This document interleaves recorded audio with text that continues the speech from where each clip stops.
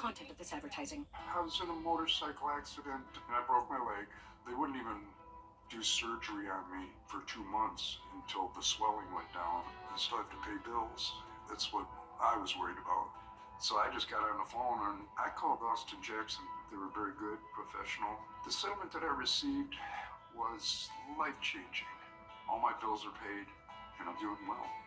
Get Austin Jackson, the Augusta guy. This is not you. It's not me. Real people, real problems, real life solutions. Investigate TV Plus.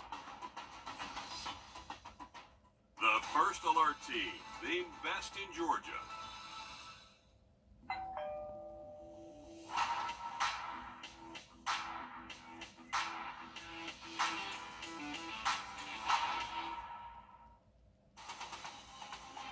Live from Augusta.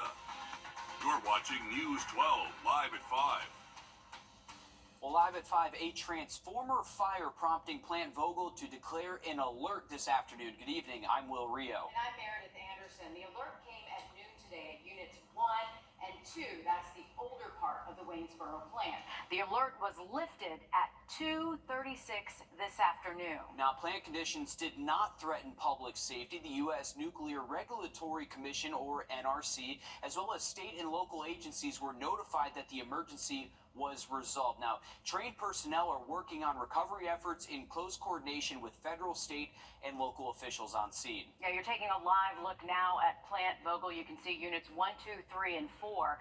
The fire at a nuclear power plant, by the way, just generally speaking, that's a really big deal when that happens, and not so much because of the reactor or the reactors, as we have in this case, themselves, but because fires can cause a loss of power, and without power, of course, the reactor's cooling systems could fail. A fire at a plant in Alabama back in the 70s changed the way the NRC regulates power plants because it was almost a major disaster. And now the NRC requires a fire protection plan, and they check on a regular basis at all power plants to make sure those plans are being followed. One of the things inspectors look for, how the plant is able to safely shut down a reactor in the event of a fire. Now, this afternoon, I combed through inspection reports for Plant Vogtle and found the last inspection, it was relatively recent. It wasn't even a month and a half ago, back on June 27th. Quoting here, there were no findings or violations of more than minor significance. Georgia Power says information on recovery efforts will be provided as they become available.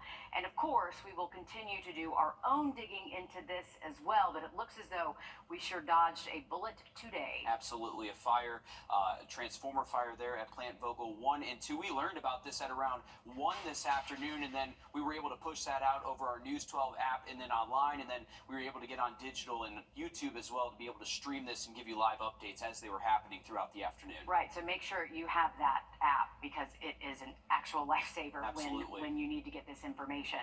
Now to growing pains in Columbia County. You're looking at some video of Lakeside High School. Parking there, it is a well-known nightmare for students and parents, as well as any driver on that side of town when school lets out. Now, this video behind us was taken earlier today and shows the congested pickup line that parents sometimes wait for upwards of an hour in. Now, construction is ongoing to fix this issue, but it has many wondering how much longer we'll have to wait until this headache is solved.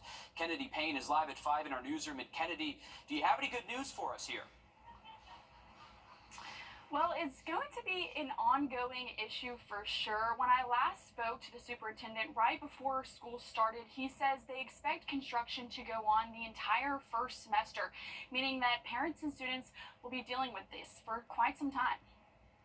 Some parents tell me they're leaving at least an hour early just to get there on time. And as far as pickup goes, some parents avoid the line altogether and pick up their child at Lakeside Park. And even then, they're having to arrive nearly 40 minutes before school even gets out. The beginning of the school year is already a busy time for traffic, but when you add construction like what's seen at Lakeside High, it becomes what some refer to as a nightmare. I have to leave from 3 streets away about 6:35 just to get here, just to beat all the traffic and everything. And we'll hear a message from one parent about safety tonight on News 12 at 6 o'clock. All right, thanks for that, Kennedy. It is, of course, a sea of students once school lets out, a sea of cars. And if you are over in that way on accident, you will find yourself stuck in the middle of it. Oh, yeah. Columbia County and traffic, they mix pretty well over there. or not so well, Yeah, depending or not on so well. who Yeah, you ask. absolutely. Thanks, Kennedy, for the live update there in our newsroom. Switching gears to weather now, you're taking a live look outside at Grovetown on a sunny afternoon as we check in with First Alert Chief Meteorologist Riley Hill. Riley, we hear... Thank you, Riley. In Bamberg County, recovery assessments continue after Debbie dumped incredible amounts of rain last week.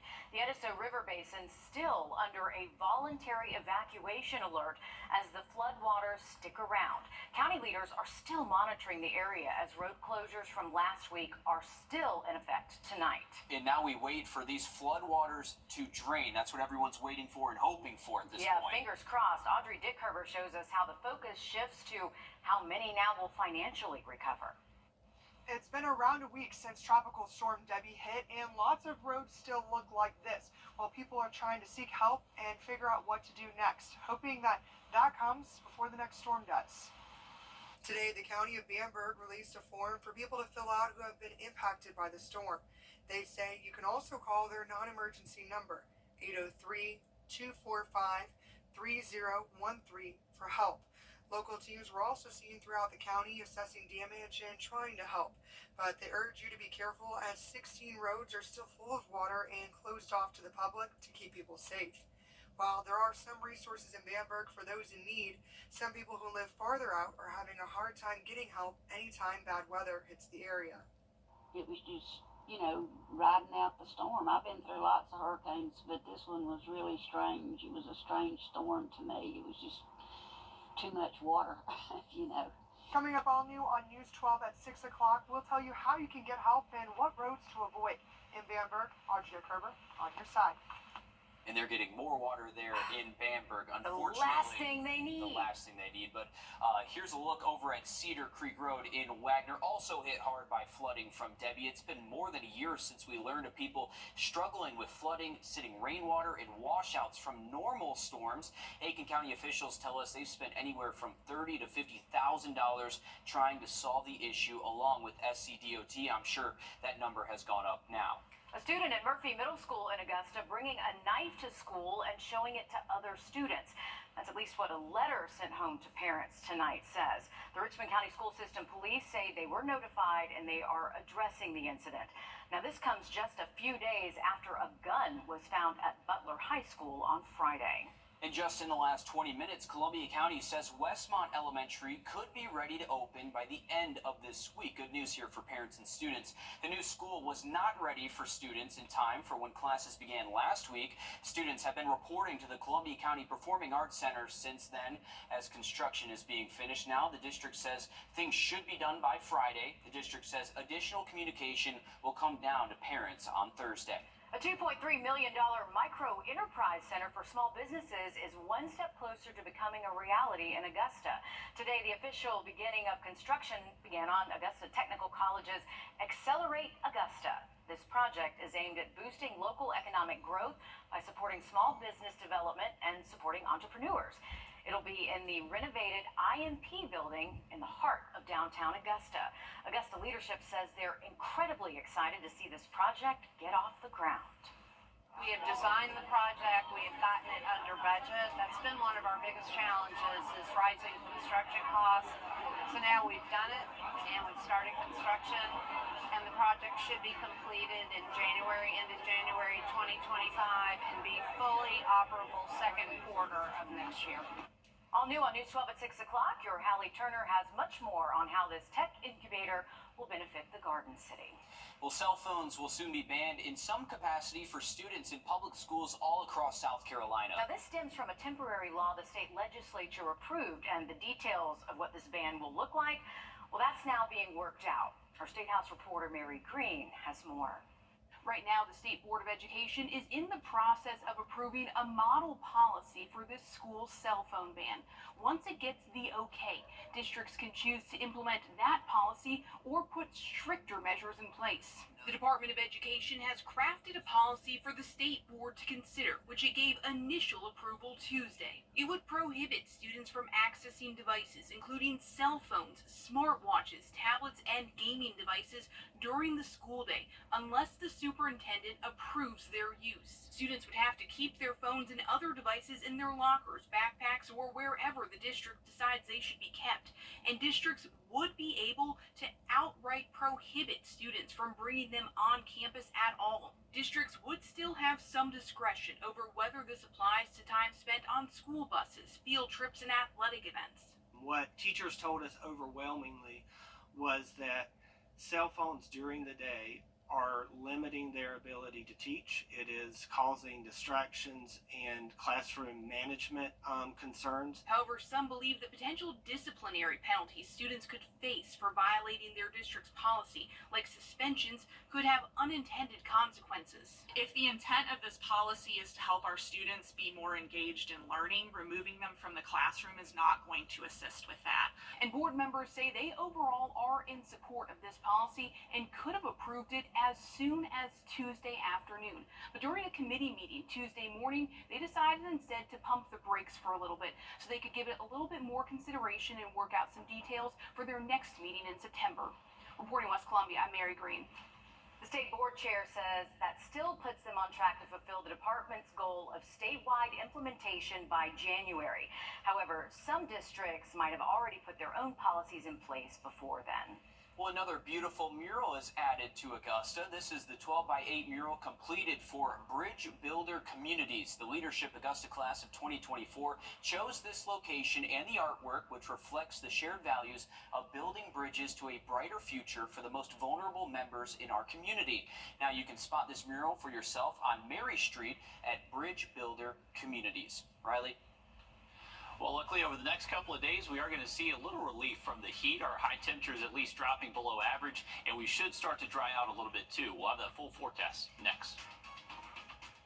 Time and Temp, brought to you by your First Alert weather team. Join us right. The sales event is on. Swipe into end of summer fun with a new Toyota. Like I never left. Lease a new 2024 Toyota RAV4 LE for just $349 a month for 36 months. Toyota. Let's go places. Breaking news live at 5. A death investigation leads to a woman facing involuntary manslaughter charges in Barnwell County. Deputies say this stems from the death of Rusty Peoples.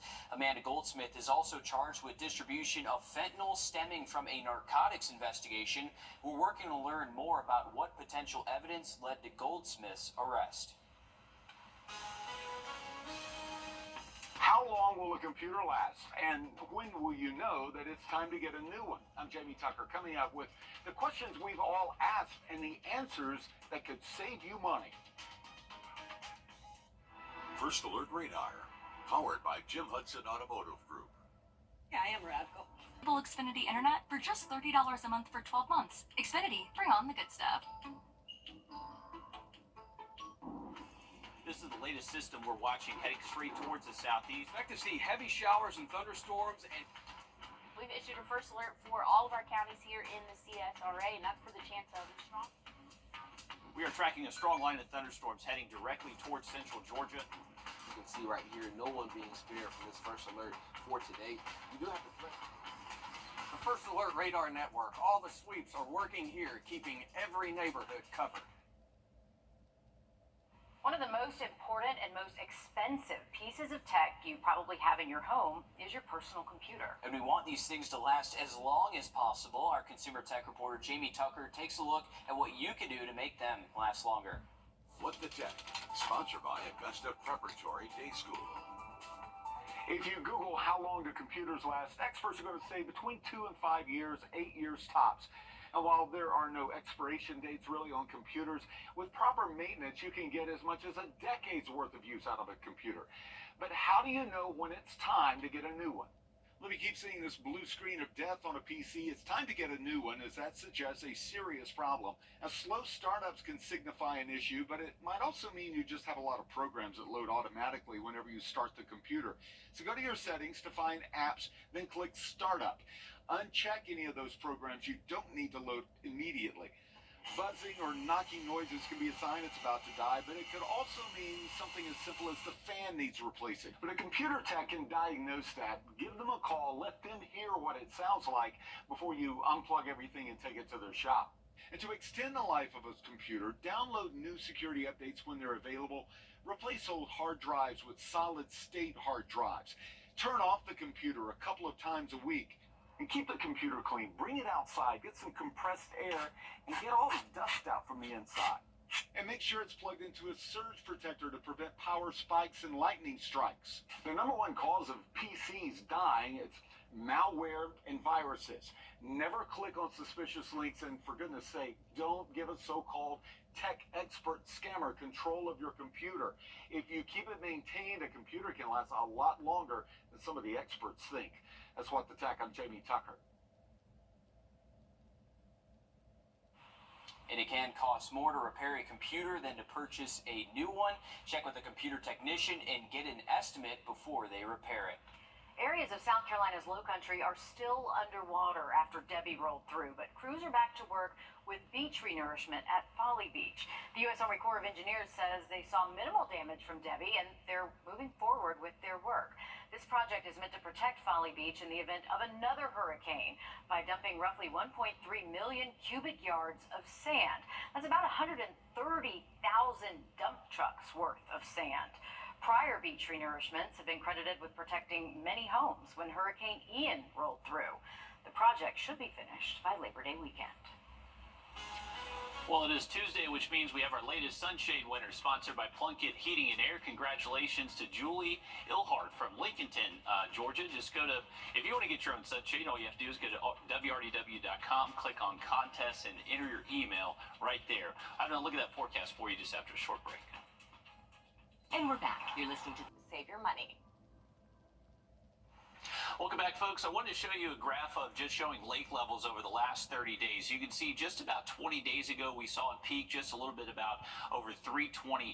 Our full pool level during the summertime is 330. You can see it's been on that steady decline over the last couple of weeks. So you're asking yourself, how on earth is the lake low? We've had all this rain the past couple of weeks. Well, up at the lake and up at Lake Russell, Lake Hartwell, those lakes that do flow into Clarksville, they have not necessarily seen a lot of significant rain over the last couple of weeks, but anywhere south of the lake is definitely a different story. But just a heads up at the lake, if you're going to be boating, definitely a lot of shallow water hazards out there that may not have been present if you were last there just say about a month ago.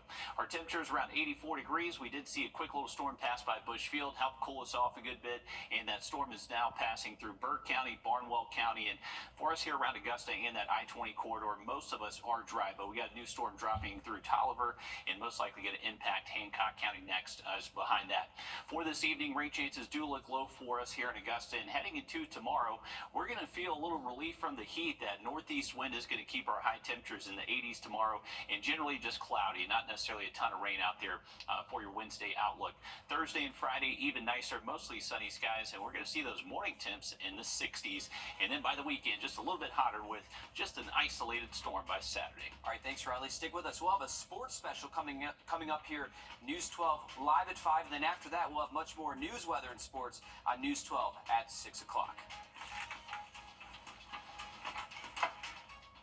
I'm here for you. I'm Nora O'Donnell with the CBS Evening News.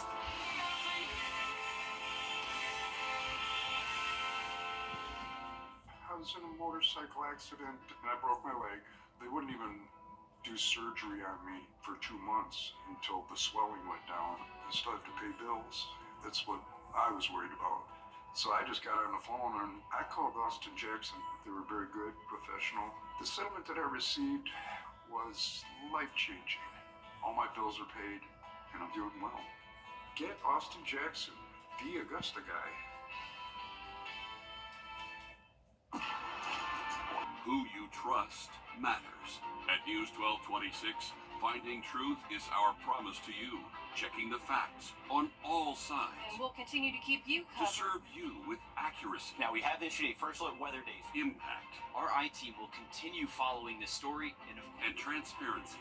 We begin with the breaking news happening right now. Empowering you to make the best decisions for your family, for your future. News 1226. Who you trust matters. Trust Chief Meteorologist Riley Hale for your first alert.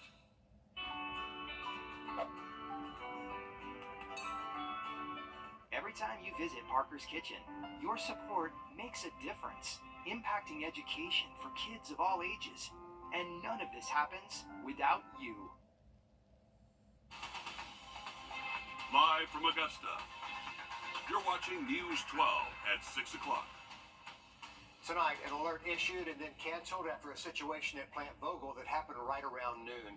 Good evening, I'm Richard Rogers. And I'm Zana Halliburton. Thanks for joining us. Officials say the situation at Plant Vogel never threatened public safety. But Georgia Power said earlier the event could have reduced the plant's level of safety. Bringing in our investigative reporter, Will Rio. And Will, what have you uncovered about what happened at Plant Vogel today and these types of alerts? Well, Richard, a transformer fire prompting Plant Vogel to declare an alert earlier this afternoon. The alert was made at around noon today at units 1 and 2 in the older part of the Waynesboro plant. Now, the alert was lifted at around 2:36 this afternoon. Plant conditions did not threaten public safety like you guys said.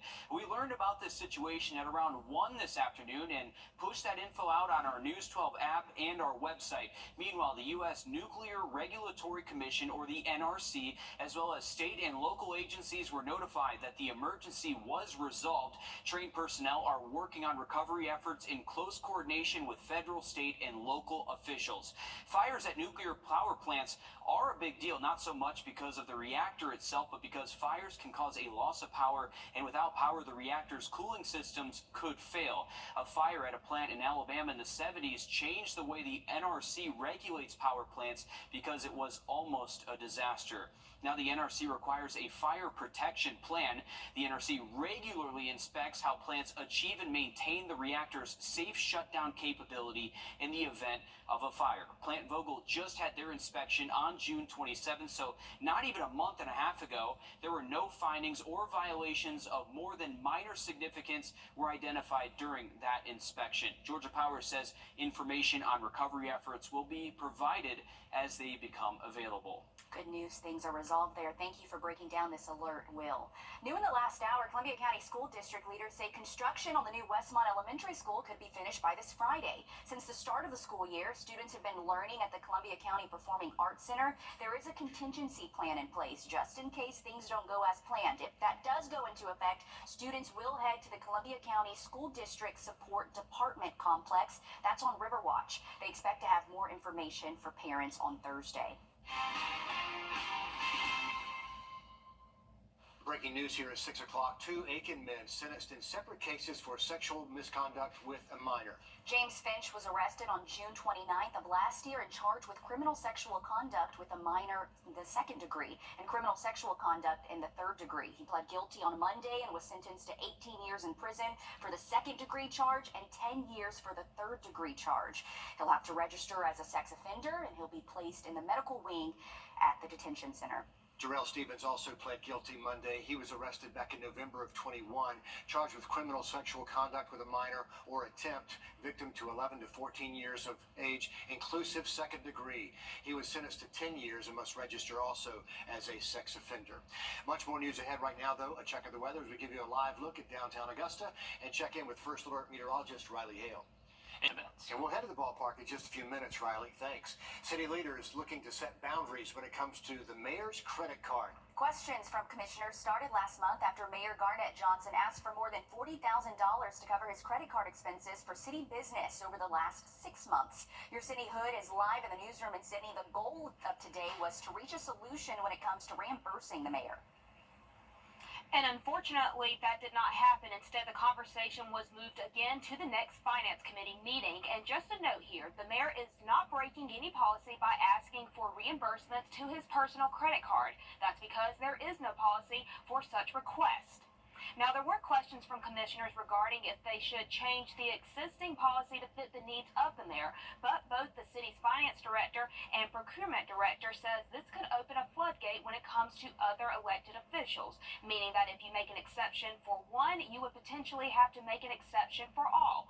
Right now, the policy when it comes to a city-issued credit card includes a $500 limit per transaction or a $5,000 limit per month. The finance director says it's best to have a policy that is more uniform rather than having several exceptions. We're open to any resolution to it. All of our expenditures were based solely on us fulfilling our duties as mayor. And we proactively put this item on the finance committee agenda. This isn't something that no one else did. We proactively put this agenda item on so that we can address it, and that's what we're doing. Now, the city's finance director did say they are not questioning the legitimacy of the mayor's spending, but says it's more so of the method of the expenditures being turned in. And again, the mayor turned in receipts which span over 6 months. And when this conversation first started, he did take accountability for not turning in the receipts each month.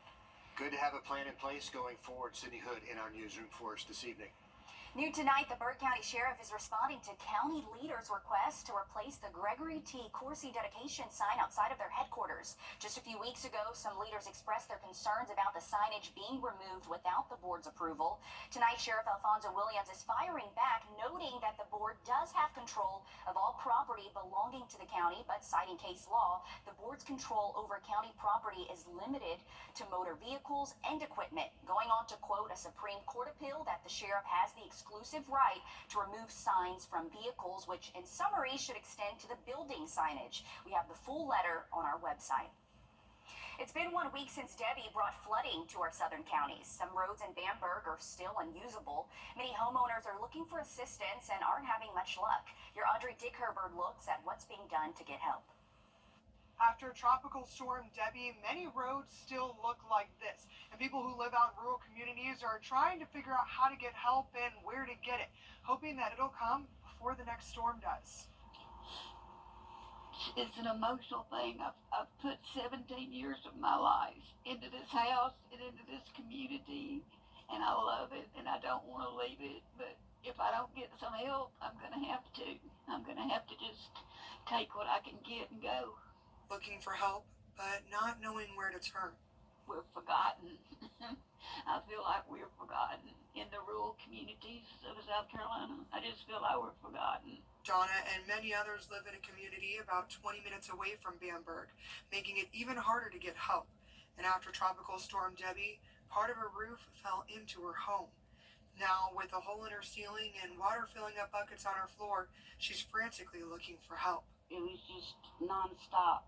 Like everybody else experiences, just nonstop, 8 days of solid rain. But in Bamberg, they're doing what they can. With at least 16 roads still blocked off, they have local teams on the ground assessing damage, waiting for FEMA to arrive. We've actually had a few rescues since the initial onset of the tropical storm. We've had about 4 rescues. We've rescued a few animals, of course, people and their pets. And today they released a form for people to fill out to get help, and also urge people to call their non-emergency number for assistance. We're just hoping that the tropical storm that's coming behind Debbie won't be as impactful here for us, so our residents can have some relief. For more information on how to get help, visit wrdw.com. In Bamberg, Audrey Dickherberg on your side. And we are certainly hoping for that relief. So many people affected losing their memories. And here are just some roads that they expect to be closed off until at least the end of the week. Embry, Hope, Needle, Kite Road, Gar. We have a full list on wrdw.com. Well, take a look at this gridlock. It is not rush hour in Atlanta. This is just the line to get into Lakeside High School in Evans. That new school year just started there, and parking and pickup lines seem to be the #1 complaint so far among parents. So what's causing this major traffic jam twice a day? Your Kennedy Payne looks for answers. The early morning wake-up call, even earlier this year at Lakeside High School. All because of construction at the Lakeside High parking lot. This year I have to leave around 6:35 just so that the traffic on Panther Crossing is blocked both ways. This is video video from one parent in the pickup line. Some parents are avoiding the line altogether by picking up at Lakeside Park, but even then they're leaving nearly 40 minutes early. In the afternoon, I have to leave about 2:05 to get here, and last year I left around 2:45. People who live near the school say traffic has always been bad in their neighborhood, but this year it's worse. One couple has put cones in their driveway to keep people out, and even said their mailbox was hit during the busy hours. Parents say this traffic is also a safety issue. They're trying to pass people in the neighborhood. They're tailing people in the neighborhood. It's gotten really bad, and they're flying through with kids walking home from school, walking to school. In Columbia County, Kennedy Payne on your side. Unfortunately, it may be with us for a while. That construction is expected to be ongoing for the rest of this first semester. Well, a live look now at SRP Park. Coming up on News 12 at 6 o'clock, we head to the game where a lot of fans are trying to snag some exclusive Brave swag. Riley, it's a good night to be at the ballpark. It is, Richard. I would imagine that line is already wrapping around the ballpark. We do have some nice weather heading our way the next couple of days. Finally seeing some relief from the heat. We'll have that full forecast next. Time and Temp, brought to you by your First Alert weather team. Introducing the first weekend, that isolated storm chance returns for our Saturday, but looking mostly dry for those weekend plans. On your sideline.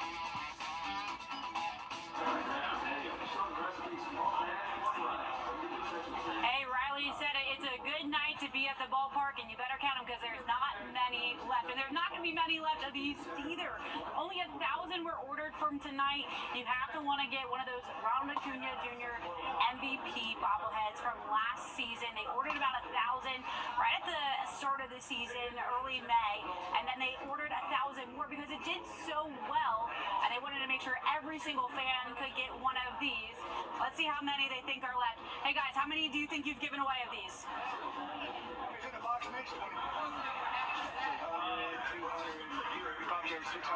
600? Okay, that means 400 of you may or may not get one of these. If you come down to the ballpark, first pitch is at 7:05. They play the Fayetteville Woodpeckers, and get this, they just ended a 14-game losing streak.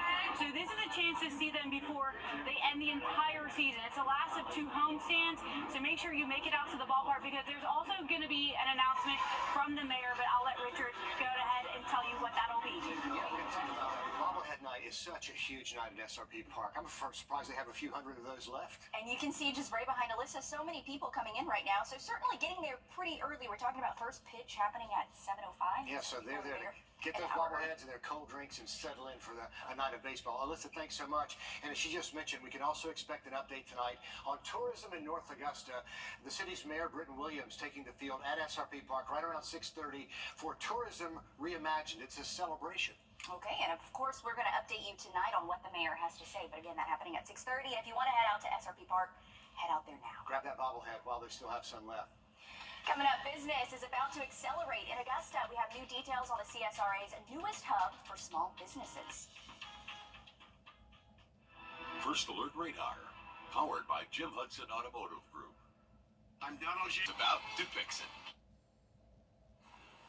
In 6 months, this interesting-looking building in the middle of Broad Street in downtown Augusta will become the region's newest small business incubator and micro-enterprise center. It's called Accelerate Augusta. It's in partnership with Augusta Tech and the Downtown Development Authority. Right, 2 years ago, Senator Raphael Warnock secured more than $2 million in funding for this project. And as your Hallie Turner shows us, this resource is meant for everyone in the community. 600 Broad is getting a $2 million facelift aimed at setting entrepreneurs up for success while expanding downtown Augusta all at the same time. This is beyond exciting. Dr. Jermaine Worrell is talking about a project years in the making, a big boost right in the heart of downtown. We have so many small businesses that have been wanting and needing these resources, and so to have this construction get started today, it's a big opportunity for us to really assist those companies. When the doors open in early 2025, Accelerate Augusta will have resources, Dr. Worrell says, hit 3 markets needed in the Garden City. We have micro sprints, which might be a one-day class, 8 hours. You come in the morning, you're done by 5, and you get everything that you need. Other individuals, they might need 2-3 months worth of training because they have a concept. So they'll spend several weeks with us from start to finish to really grow out their business plan. And you don't need a student ID to use it. If you want to build your business out, this is a place that you can do that from start to finish. Leaders say the plan is to continue the successful halo effect they're already seeing downtown. We've got 33 market rate apartments that are on the drawing boards. We've got a new barbecue restaurant that's opening up a block. We're working with the Lamar building, block that way, to get underway. That's another 75 market rate apartments. And we're working with a couple of other projects that we can't announce yet, but hopefully those announcements will be forthcoming. With phase 1 under construction, leaders tell me they have their eyes set on phase 2, an incubator that will help entrepreneurs fine-tune their business models and then connect them with an actual location to open on Broad Street. In Augusta, Hallie Turner on your side. And the project also saves a pretty significant piece of architecture. That building designed by I.M. Pei, who also designed the James Brown Arena, the glass office on top of the Lamar building, and most famously, the glass pyramid at the Louvre in Paris you saw so many times on NBC during the Olympics. Zaina. That's pretty cool stuff. A new dental facility is opened up in Augusta, providing services at no cost to patients. Miracle Making Ministries is a nonprofit organization helping people get the care they need. They provide primary care at Druid Park Community Health Center and say they saw a need for dental services in more than 80% of their patients. Now you can head about 2 minutes down the road to Druid Park Community Dental Center. This building was donated to the ministry 25 years ago and initially served as the health center location until they outgrew the space. The list is so long and there are so many needs that we decided it would be to our advantage as well as to the advantage of those in need to open a full-time dental facility. And so here we are. And they are ready for business if you need it. Right now, they're only open on Fridays. However, they're working with the Dental College of Georgia so that students can use their facility as a rotation site. So this combined with volunteer dentists they have, they should be able to eventually open 5 days a week. That sounds like a win-win with that setup. And to get dental care, you do have to be below the poverty level. They can help you figure out that formula. If you'd like to find out more, we have all that info on the website. We're back with more after the break.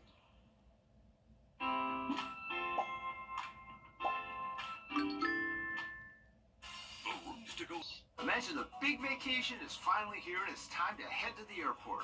Imagine the crystal blue water, the white sand. Work will be the farthest thing from your mind.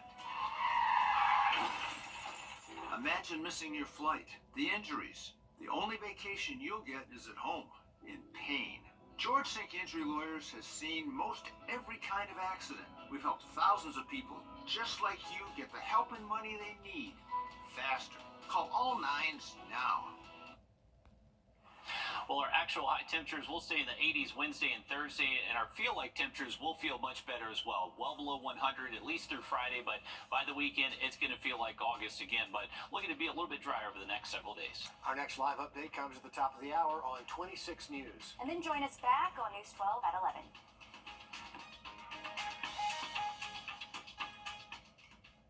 At the CBS Evening News, we focus on solutions, finding solutions to help people understand what are the right choices to make for you and your family.